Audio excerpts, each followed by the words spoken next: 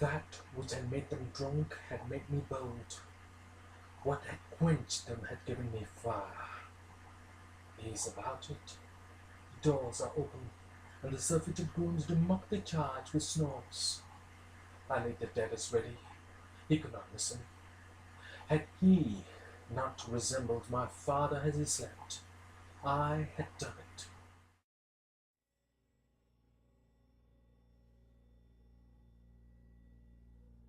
I had done the deed.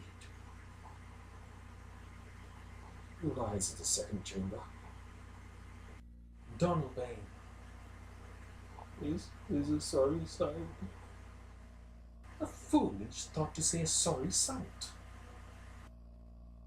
There's one that laughed in his sleep and one cried murder. Like they did wake each other. I stood and heard them. But they did say their prayers and addressed them again to sleep. There are two lodged together. One cried, God bless us, and Amen the other. As they had seen me with this hangman's hands listening to fears, I could not say Amen. And they did say, God bless us. Consider it not so deeply. Wherefore could not I pronounce Amen? I most need a blessing and Amen stuck in my throat. These deeds must not be thought of for these ways, so it will make us mad. Methought I heard a voice cry, sleep no more. Macbeth does murder sleep, the innocent sleep, sleep that knits up the ravelled sleep of care, the death of each day's life, soul's latest path, balm of hurt minds, great nature's second course, chief nourisher in life's feast. What do you mean? Still, it cried, sleep no more to all the house. Gladness and murder sleep, and therefore Cawdor shall sleep no more. Macbeth shall sleep no more. Who was it that thus cried? Why, worthy Thane, you do unbend your noble strength to think so brain-sickly of things? Go get some water and wash this filthy witness from your hand. Why did you bring these decks from the place? They must lie there. Go carry them and smear the sleepy grooms with blood. I'll go no more. I'm afraid to think what I've done. Look on it again, I dare not. Infirm of purpose! Give me the daggers! The sleeping and the dead are but as pictures. 'Tis the eye of childhood that fears a painted devil. If he do bleed, I'll gild the faces of the grooms withal, for it must seem their guilt. Oh, is it the way when every knot upholds me?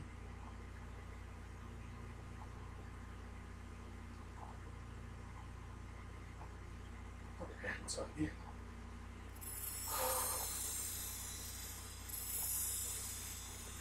They plug out my life.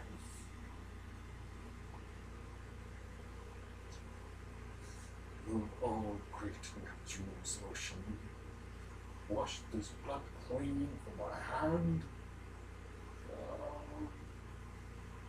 This my hand will rather multitudinous seas in Canada make me green my blood.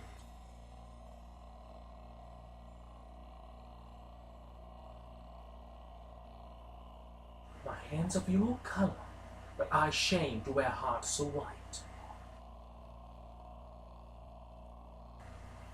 I hear a knocking. A little water clears us of this deed. How easy is it then?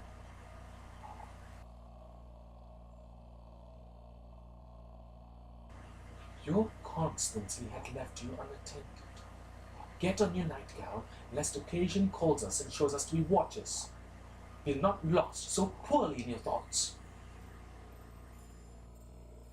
To know my deed, or best not know myself.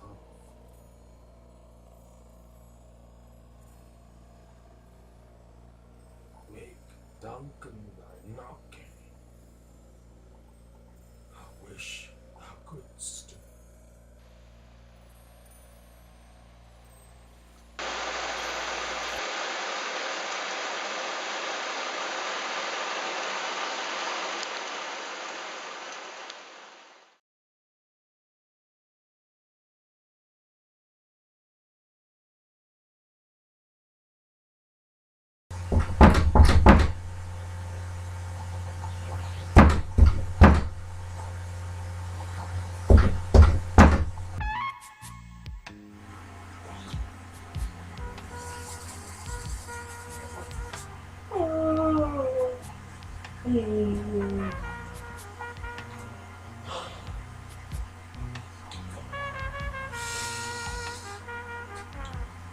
Here's a knocking indeed.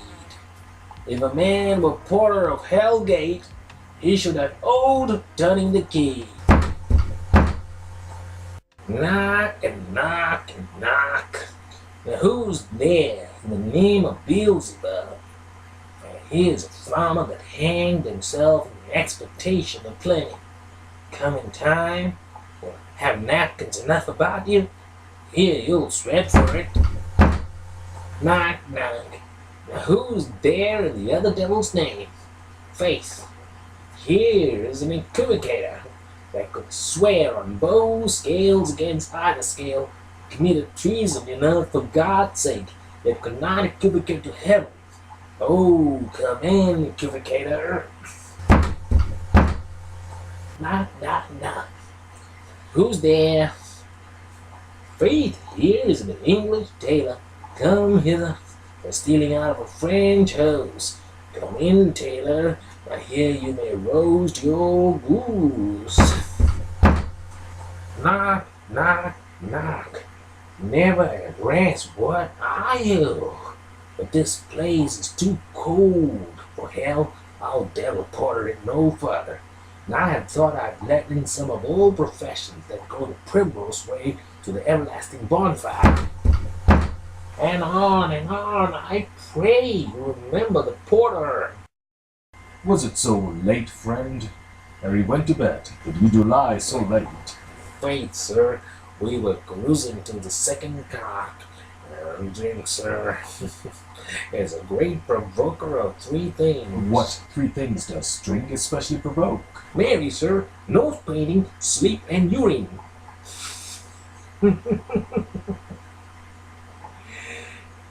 Lecturing, sir, it provokes and unprovokes. It provokes the desire, but it takes away the performance, and therefore much drinking is said to be the equivocator of lechery. It makes him and it mars him.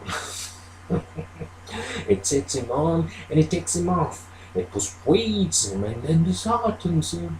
Makes him stand up and not stand up. In conclusion, it equivocates him in his sleep and giving him the lie, leaves him.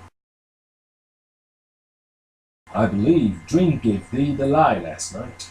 Well, that did it, sir. In the very throat on me, but I acquitted him for his lie.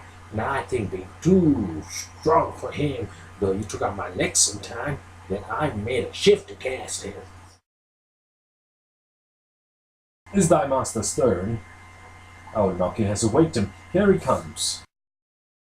Good morrow, noble sir. Good morrow, both. Is the king stirring o'er thee then? Not yet. He did command me to call timely on him. I've almost slipped the hour. I'll bring him to him. I know this is a joyful trouble to you, but yet 'tis one. The labor with delight in physics pain. This is the door. I'll make so bold to call, for 'tis my limited service. Goes the king hence today?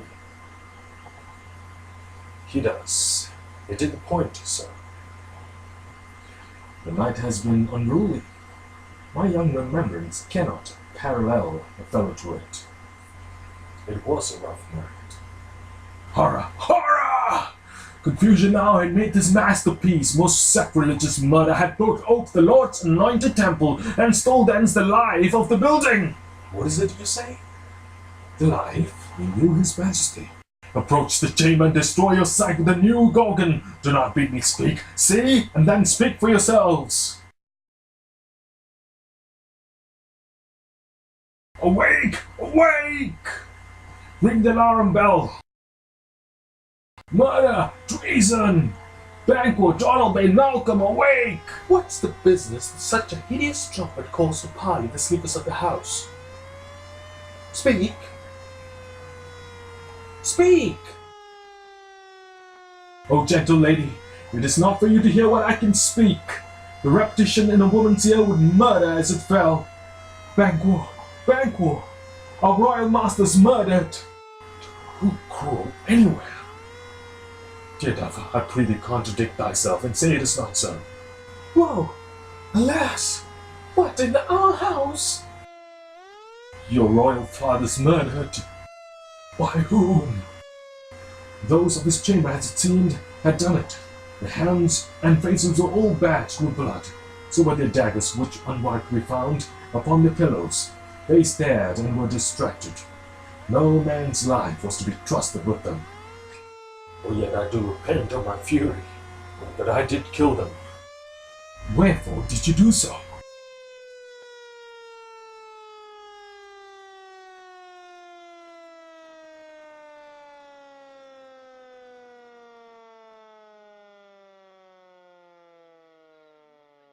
Who can be wise, amazed, temperate, and furious, and loyal and neutral in a moment? No man. The expedition of my violent love outran the pauser, reason. Here lay Duncan. His silver skin laced with his golden blood, and his gaseous stabs looked like a breach in nature from ruin's wasteful entrance. And there the murderers, steeped in the colours of the trade. The daggers unmannerly breached with gore. Who can refrain? That a heart to love, that in that heart courage to make love's known.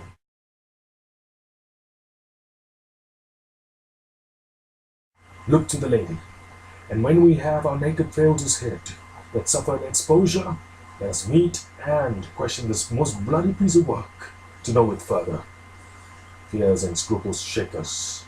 In the great hand of God I stand, intense against the undivulged pretense I fight of treasonous malice. So do I. So all. So all. Let's briefly put on manly readiness and meet in the hall together. Well contented. What will you do? Let's not consort with them. To show an unfelt sorrow is an office which the false man does easy. Now to me, to idle and cry, our separated fortune shall keep us both the safer. Where we are, the daggers and men's smiles, the nearer the blood, the nearer the bloody. This murderous shaft that shot, and not yet lighted, and our safest way is to avoid the aim. Therefore to horse, and let us not be dainty of move taking, but shift away. There is warrant in that which steals itself, and there's no mercy left.